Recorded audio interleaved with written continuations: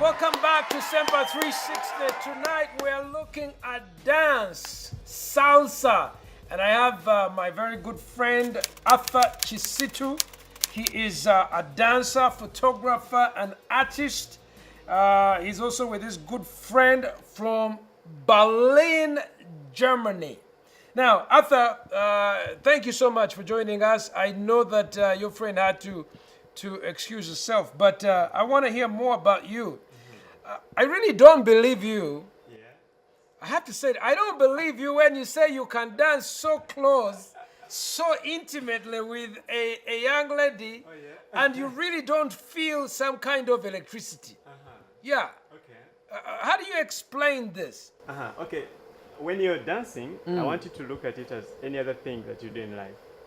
Except in this case, you're dancing with someone, you have to partner and bring out the best in each other. So when you have a goal and a motive that is really with good intentions, you'll find that that goal helps you to focus on the end result of the dance. And in this case, me and Judith dance to celebrate, to share our experiences, to teach and create an atmosphere where other people can come and learn. So we are a good example to them. So we had to sit down and think about certain boundaries that we can't cross. We are very open about the challenges we also have because we talk about our weaknesses and strengths. And then each one of us is watching out for the other, okay? So first, I have to make her feel comfortable, and we have to be able to have a standard, a value that is guiding this vision. So we have certain goals we can't compromise, no matter how much we might get excited. Because as human beings, it's natural that if you're dancing with someone, once in a while, you can feel that attraction but when the attraction comes, you use it for the positive. You try to use it to motivate you in a positive way for a good result. You don't focus on, oh, I'm feeling sexually tempted and now I have to do this. No, rather you find the positive end to this thought, and then as you focus on the goal, the vision, because remember, we do dance to raise money for our charity work in Katanga. We are accountable to these people, and when we have people coming to contribute for the dance class we give, the person who collects that money at the gate is a friend from Katanga, one of the families that benefits from it.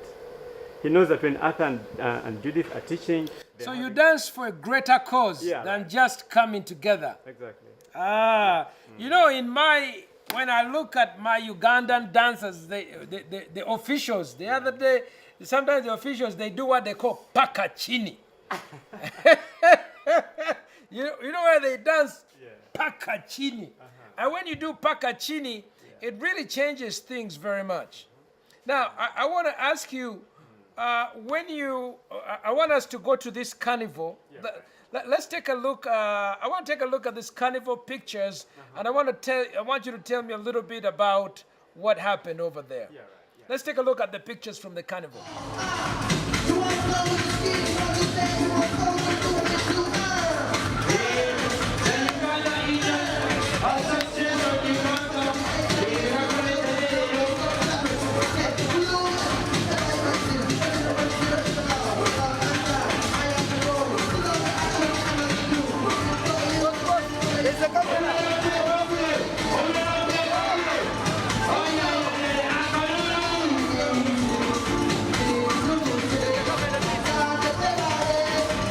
Tell me about your experience over there with Jennifer Musisi's carnival.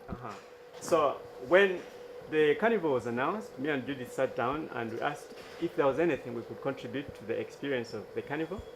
Of course, we knew that there were people who were going to sing, dance in an official capacity, but me and Judith came as ordinary people. The idea was we wanted to remind ourselves that dance is supposed to be something you do on a day-to-day. It can be a public experience. You can dance not only to perform, but also to invite other people into the experience, because to the best of my knowledge, dance, at least in Africa, used to be a communal experience. So what did people respond like? You on stage here, I see you on stage, then I see you on the street. How did people, and then people begin to dance? This is amazing. I see little kids wanting to join. Okay, when we first got on stage, of course, there was this shock. Like, they were curious because she's from another culture.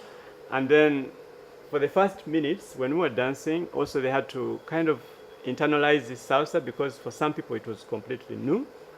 And But I like Africans. They pick the rhythm and they get along. They are quick to learn. So we could quickly notice that it was having a good impact. So after we danced, then we invited the people to come and also be part of the experience. And we told them you don't have to be doing salsa, but you can break dance, you can hip hop, you can do house dance, traditional, Echizino from Cavalry, whatever it is that you can dance, then let's share this experience. And we wanted then to build on that to invite the people to dance in the wild, which we do on Lake Bunyonyi in Kabale every once in a month. Okay, I will take a look at that in a Yeah. minute, but really, I find this fascinating Yeah. at the carnival. Uh-huh. Wow. Can you tell me, though, can fat people do salsa? Salsa is for everyone Okay. because the word salsa means a mixture of cultures, but for me, I say it's a mixture of age. I mean, I look at you, you look like in shape, but and I'm thinking if you got one of these big African mamas, Come on. and she's a big lady, and you want to tilt her, what did you call deeper? Dipping, yeah. Listen, I need to have a cup of water. The idea is when you're training and getting the basics, one of the things you learn is how to manage and Dipping. balance. Yes. Yes. That's a new word. So you get to, what I was trying to say, if you have a big, heavy girl, and you try and dip her, won't you fall over? No, I've never dropped a girl. Uh-huh. I've danced with girls. How about a big woman? I've never dropped anyone. You know, when I dance with someone Uh-huh. and I'm doing the basic step, one thing I'm calculating is their weight. Yeah. And unless if someone was really abnormally big, but to the best of my knowledge, every person has someone they can match. Yeah. And then two, when you dance with someone, even when they're heavier than you learn how to balance your weight with theirs. So the lady holds most of her weight, matter of fact.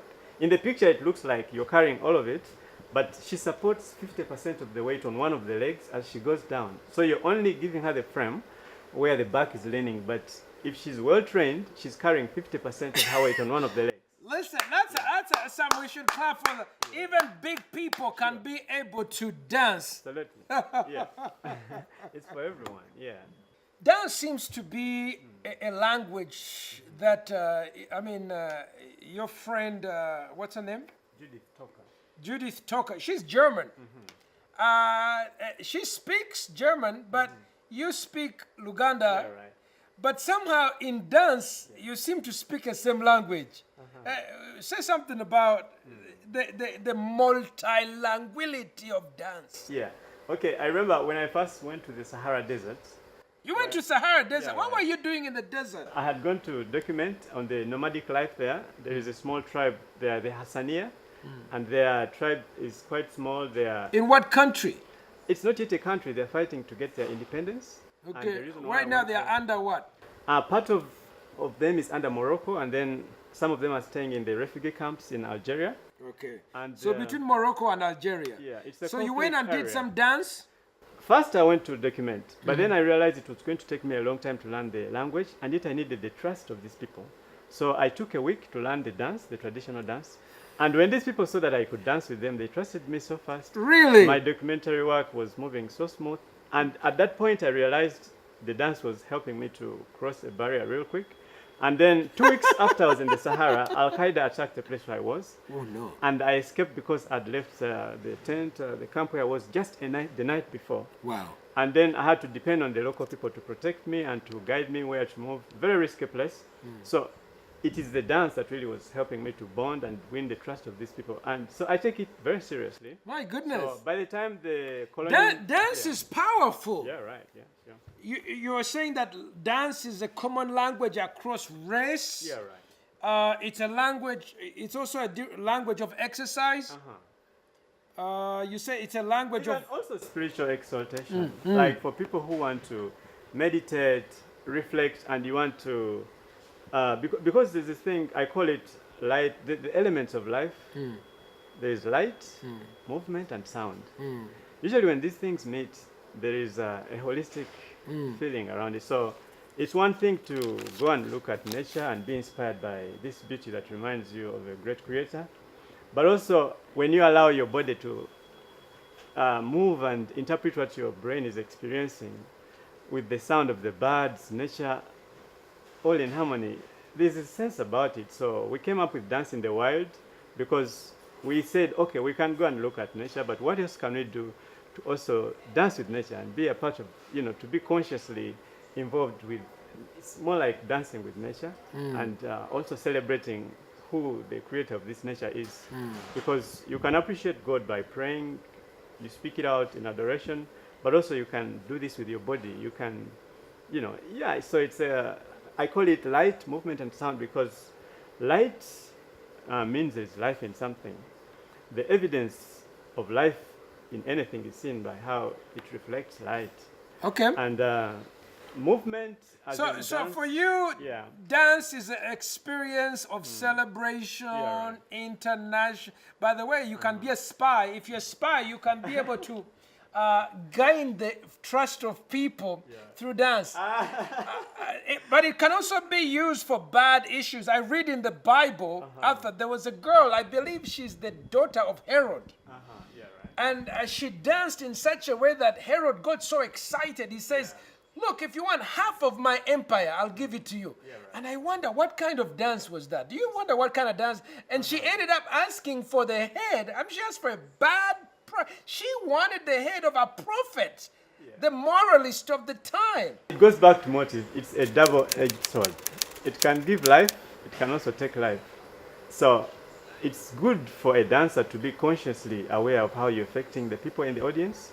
And like me and Judith, when we dance, we are conscious that there are young people, there is adults, there are old people who are looking up to us. We try as best as we can to inspire them to dance in a way that will bring dignity and honor to their life. We are not perfect. I don't want to give the impression we are, but we are learning all the time. There are things I used to dance that I cannot dance now. There are also things I couldn't dance which I danced as I learned. I mean, I see sometimes guys in dancing, they're grabbing their private... I don't understand why people are grabbing their private parts, okay? I mean, that's dishonorable, okay? But I see many of the modern musicians in the hip-hop ghetto culture. They're grabbing their private part. I'm like, what is that about, I think it's a question of role models because dance in itself is a good thing.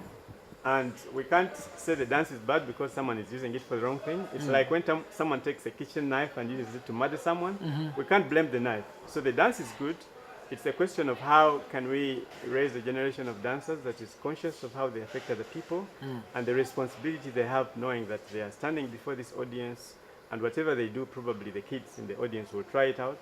So when you have some people who are raised without good role models, there is a chance you always have some bad dancers. But I don't also stand here to judge anyone. I would prefer that the audience determines who the good or bad dancer is, not me. If you've seen pictures of someone like Desire Luzinda, okay, and you are dancing with us salsa, surely it changes the chemistry of the dance. Okay, for the moment, let me talk more about Judith. Because in the next 2 weeks, Judith's parents are going to visit Uganda. And I'm happy to tell you that every single dance video I did with Judith, the parents were watching it and they liked it.